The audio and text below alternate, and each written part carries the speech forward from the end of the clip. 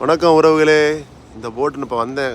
கடற்கரை ஓரத்தில் black board மாதிரி நிற்கிது. சும்மா சூப்பராக அழகான கப்பல் ஒன்று நிற்கிது இந்த இடத்துல. இவ்வளோ பெரிய கப்பல் பார்க் பண்ணி வச்சுருக்கான்.